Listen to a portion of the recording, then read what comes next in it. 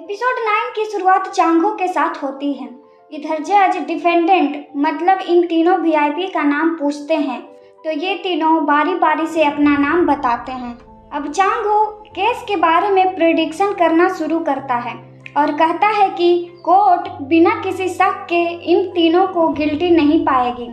इधर court room में मीहो comment के जरिए सारे सिचुएशन को चांगो को बताती है।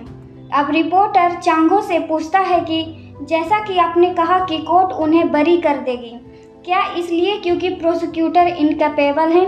चांगो कहता है कि प्रोफेसर चोई गुचियोन प्रोसिक्यूटर ऑफिस का मेन प्यादा है।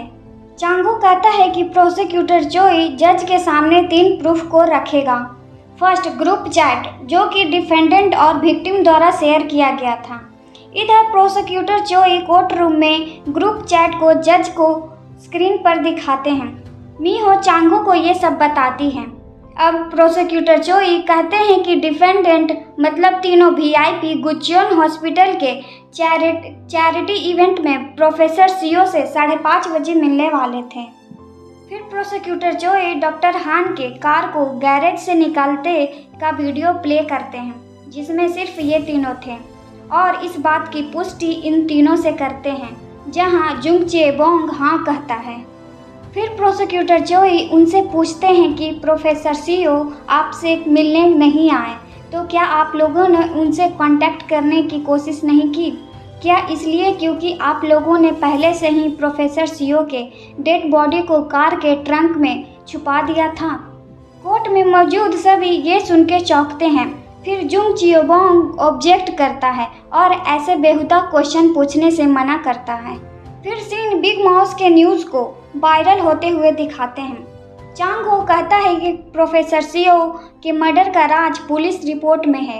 इधर ये न्यूज़ इल्डर और जूही भी देख रही होती हैं। रिपोर्टर फिर मर्डर के रीज़न को पूछता है तो चांगो बताता है कि जुंग चियोबोंग एंड प्रोफेसर सीओ की वाइफ का अफेयर और ली डोंगयोन और प्रोफेसर सीओ में गुचियोन हॉस्पिटल के नेक्स्ट डायरेक्टर बनने के लिए दोनों में डिस्प्यूट था।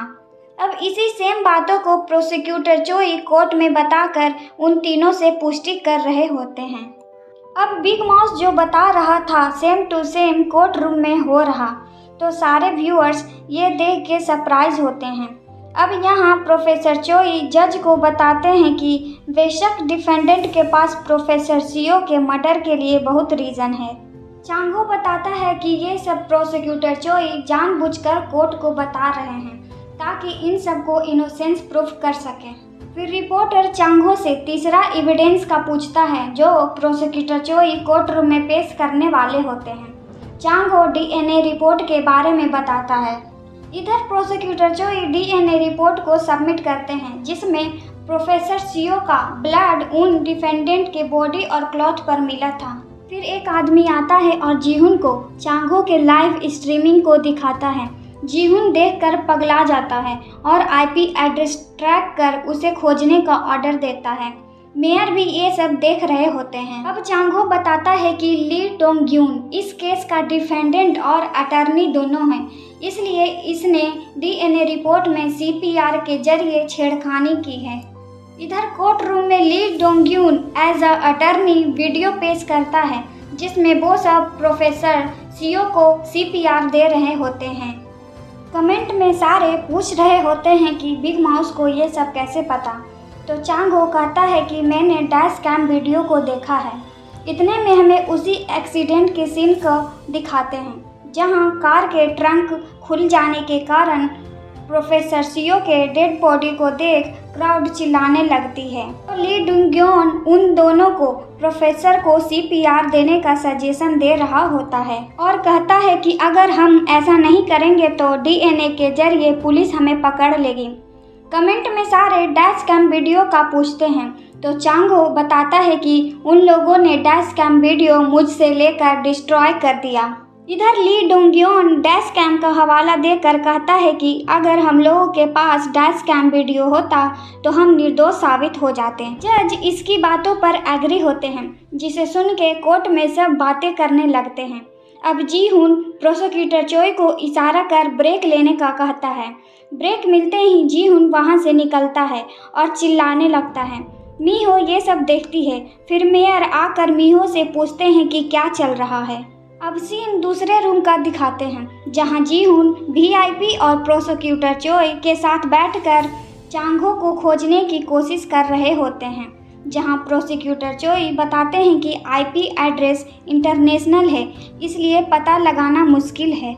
जी हुन पूछता है कि उसे हमारे प्लान का इतना डिटेल से कैसे पता है, तो ली डिंग्योन को उस दिन का याद आता है जब चांगो उनका प्रोसिक्यूटर बन के उनसे मिलने जेल आया था और उन सब ने उसे केस से रिलेटेड फाइल दी थी। इतने में मेयर आकर जीहुन से चांगो के बारे में पूछते हैं, पर तीनों वीआईपी मेयर से ही लड़ने लगते हैं कि सब तुम्हारी गलती है। जीहुन के पास हीजिन का कॉल आता है, जो प्रोफेसर सीओ के पेपर्स के बदले डाइवोर्स पेपर मांगती है और उसे मिलने बुलाती है। इधर डाइवोर्स पेपर्स के लिए जीहुन और डॉक्टर हान के बीच लड़ाई होती है, पर जीहुन डॉक्टर हान को धमकाकर पेपर्स पर साइन करवा लेता है। जी हुन अपने गार्ड्स के साथ हीजिन से मिलता है। दूसरी तरफ सुनते ही और डैड भी वहाँ होते हैं। जी हुन हीजिन को डाइवोर्स पेपर देता है और एसडी कार्ड मांगता है। हीजिन प्रोफेसर के एसडी कार्ड को जीहुन को देती है। फिर जीहुन बिग माउस के बारे में पूछता है तो हीजिन उसका एड्रेस बता देती है। जीहुन अपने गार्ड को चांगो के एड्रेस को प्रोसिक्यूटर चोई को बताने को कहता है। फिर सीन कोर्ट रूम का दिखाते हैं, जहां जैसा कि चांगो ने कहा था कि अपर्याप्त सबूत के कारण वीआईपी को सजा नहीं होगी, होता भी सेम टू सेम है। ये सुन वीआईपी खुश होते हैं और कोर्ट रूम में हलचल बढ़ जाती है। अब पुलिस हीजिन के बताए एड्रेस पर पहुंचती है तो उन्हें सिर्फ एक टीवी मिलता है जिस पर चांगो का न्यूज़ चल रहा होता है। इधर न्यूज़ पर चांगो बता रहा होता है कि प्रोफेसर सीओ के मर्डर का most important fact professor CO के अनपब्लिश पेपर हैं। जी हुन एसडी कार्ड को अपने फ़ोन में लगा कर देखता है तो उसमें कुछ और ही होता है। तीनों वीआईपी कोर्ट रूम के बाहर रिपोर्टर्स को आंसर दे रहे होते हैं।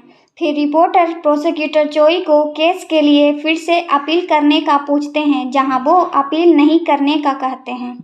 इतने में एक बड़ी स्क्रीन वाला ट्रक उनके सामने आकर रुकता है और उसमें चांगो की न्यूज़ चलती है, जहां रिपोर्टर प्रोफेसर के पेपर के बारे में पूछता है। जवाब में चांगो उन्हें जीहुन और हीजिन के कन्वर्सेशन वीडियो चलाता है, जिसमें हीजिन डैश कैम वीडियो के बारे में बताकर कहती है कि मैंने देखा प्रोफेसर सीओ को वीआईपी ने मारा उन पेपर्स के लिए। फिर जीहुन कहता है कि उन तीनों ने प्रोफेसर सीओ को पेपर्स के लिए नहीं मारा। ये सुन के सब चौंकते हैं। फिर एक आदमी आकर जीहुन को हिडन कैमरा के बारे में बताता है तो वो उसे अपने मुंह में लेकर डिस्ट्रॉय कर देता है। ये सब देखकर रिपोर्टर्स उन सब से क्वेश्चन करने लगते हैं। अब ट्रक का स्क्रीन ऊपर उठता है जिसमें हमारा चांगो होता है। रिपोर्टर्स चांगो को घेर लेते हैं। अब चांगो प्रोसिक्यूटर को प्रॉपर एविडेंस के लिए वीडियो को सबमिट करने को कहता है, जिससे कि फिर से केस के लिए अपील किया जा सके।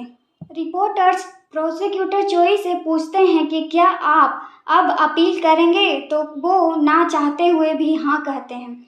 फिर वो पुलिस को कॉल कर चांगो को अरेस्ट करने को कहते हैं। यहाँ चांगो प्रोसिक्यूटर चोई को एविडेंस में छेड़छाड़ करने के लिए धमकाता है। इधर जी हुन गुस्से में सुनते ही और डैड की पिटाई कर रहा होता है और हीजिन को पकड़ कर ले जाता है। फिर मेयर आते हैं और अपनी पावर दिखाकर जीहुन को रिपोर्टर्स के रास्ते में होने की चेतावनी देते हैं। अब मीहो के साथ रिपोर्टर्स भी वहां आते हैं, जहां जीहुन रिपोर्टर्स से मिलता है। मीहो हीजिन को अपना प्रॉमिस निभाने के लिए थैंक्स कहती है। हीजिन डाइवोर्स पेपर सुनतेई को देकर अमेरिका के लिए निकलती है, जहां मेयर उसे एयरपोर्ट तक छोड़ने को कहते हैं। इधर रिपोर्टर चांगो से उसके अपहरण के बारे में पूछते हैं, जहां वो बताता है कि जीहुन और प्रोसिक्यूटर चोई ने उसे किडनैप कर मारने की कोशिश की। फिर रिपोर्टर उसके बिग माउस होने पर क्वेश्चन करती है तो वो कहता है कि मैं इस बात का सबूत जरूर लाऊंगा कि मैं बिग माउस नहीं हूँ। पुलिस आती है और चांगो को अरेस्ट कर ले जाती है। इतने में डैड, मीहो और सुनतेई आते हैं और चांगो से मिलते हैं और अपने प्लान के सही सही एग्जीक्यूट होने पर एज अ टीम खुश होते हैं। अब सीन प्रोसिक्यूटर चोई के ऑफिस का दिखाते हैं, जहां इस केस को क्रिमिनल डिपार्टमेंट से स्पेशल इन्वेस्टिगेशन टीम को सौंप देते हैं। अब चांगो जेल में पहुंचता है, जहां वो जाने से ठीक पहले सुनतेई के द्वारा बताए गए बातों को याद करता है कि जेरी जिंदा है। तो चांगो जेरी पर नज़र रखने को कहता है, क्योंकि जेरी को पता होता है कि बिग माउस कौन है। फिर सीन सुनतेई का दिखाते हैं, जहां वो जेरी से मिलने आया होता है और जेरी के तकिए के नीचे एक चिट रख कर चला जाता है। फिर एक डॉक्टर आता है और चिट ले लेता है। इसके हाथ पे भी चूहे वाला टैटू होता है। अब सीन चांगो का दिखाते हैं, जहां हमें वॉइस ओवर में बताते हैं कि अब चांगो का ध्यान बिग माउस को पकड़ने पर है। इधर हॉस्पिटल में डॉक्टर जेरी को चिट देता है, जिसे पढ़कर जेरी उस चिट को फाड़ देता है। रूम लीडर, चांगो और गैंग लीडर एक साथ बैठकर न्यूज के बारे में बातें कर रहे होते हैं। फिर रूम लीडर जेल में फैली भूतिया बीमारी के बारे में बताते हैं कि लोगों को खांसी लगती है और बाद में वो एग्रेसिव हो जाते हैं, जिसके कारण कोई भी हॉस्पिटल में डॉक्टर चेकअप के लिए नहीं आता। पर ये बीमारी अभी मॉडल इनमेट्स को ही हुआ है। गैंग लीडर बताते हैं कि सालों पहले भी ऐसा बीमारी हुआ था, फिर अचानक ठीक हो गया था। इतने में गार्ड आकर चांगो को बताता है कि तुमसे कोई मिलने आया है। जी हुन चांगो से मिलता है और चांगो को कन्विंस करता है कि चुराए गए 100 बिलियन बॉन्ड को रियल एस्टेट डेवलपमेंट प्रोजेक्ट में इन्वेस्ट करें, क्योंकि वो एरिया प्रोहिबिटेड होता है तो कोई भी इन्वेस्ट नहीं करना चाहता। चांगो जीहुन को प्रोफेसर सियो का खूनी कहकर जेल में ही एक रूम बुक करने को कहता है, जहां जीहुन साफ साफ बताता है कि मैं वो पर्सन नहीं हूं जो उस दिन वीआईपी से कॉल पर बात किया था। अब तीनों वीआईपी हेल्प मांगने के लिए इल्डर के पास जाते हैं। इधर मेयर और जूही का दिखाते हैं, जहां मेयर इल्डर से मिलने के लिए निकल रहे होते हैं तो जूही मेयर को प्रोफेसर सियो के डेथ के मामले में ज़्यादा इन्वॉल्व ना होने को कहती हैं, क्योंकि इस मर्डर में इल्डर भी शामिल होते हैं। तो मेयर कहते हैं कि मुझे इल्डर के लिए इसमें इन्वॉल्व होना ही पड़ेगा। तीनों वीआईपी इल्डर को ये बोल के गुस्सा दिला देते हैं कि अगर हम पकड़े गए तो आप पे भी खतरा पड़ सकता है। फिर वहाँ मेयर आते हैं और इल्डर को प्रोफेसर सियो के पेपर्स और एसडी कार्ड भी देते हैं। अब तीनों वीआईपी मेयर के साथ बहस करते हैं। यहाँ हमें पता चलता है कि मर्डर वाले दिन इन तीनों ने किसी और को नहीं बल्कि मेयर को ही कॉल किया था। मतलब प्रोफेसर सियो के मर्डर में मेयर का भी हाथ होता है। मेयर अपने सेक्रेटरी से कहकर इन तीनों वीआईपी का एक्सीडेंट जानबूझकर करवाते हैं। अब तीनों वीआईपी मेयर को धमकाते हैं कि अगर हमें कुछ भी हुआ तो हम तुम्हें भी नहीं छोड़ेंगे। फिर मेयर बताते हैं कि बिना प्रूफ के कोई भी मुझे हाथ भी नहीं लगा सकता। फिर फ्लैशबैक में दिखाते हैं कि चांगो के कार से डैश कैम वीडियो किसी और ने नहीं बल्कि मेयर ने ही लिया था और सारे सबूत को मेयर डिस्ट्रॉय कर चुके हैं।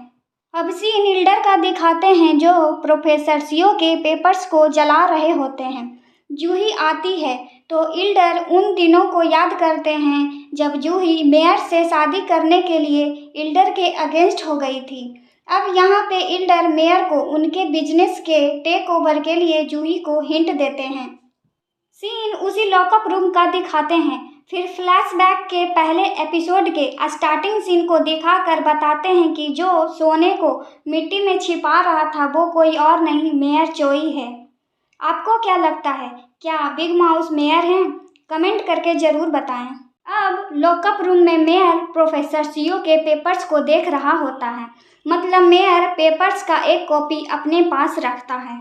फिर फ्लैशबैक में हमें मेयर और हीजिन के कन्वर्सेशन का दिखाते हैं, जहां मेयर चोई हीजिन से इस मैटर में ना पढ़ने को कहा एसडी कार्ड ले लेते हैं और उसे अमेरिका में एक नए लाइफ स्टार्ट करने को कहकर सारे एक्सपेंस का वादा करते हैं और मीहो के साथ नाटक करने को कहते हैं।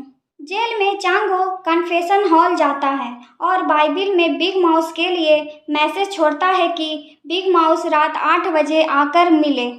फिर जेल के ग्राउंड में कुछ कैदी को खांसते दिखाते हैं, जहां चांगो गार्ड से पूछता है कि इतनी सुबह सुबह इन सब को कहां ले जाया जा रहा है। गार्ड बताता है कि इन मॉडल इनमेट्स को वर्क रिलीज के लिए ले जाया जा रहा है। गुचियोन हॉस्पिटल में मीहो नर्स को न्यू बेड लगाते देखती है। जब वो कलीग नर्स से इसके बारे में पूछती है तो वो कुछ नहीं बताती।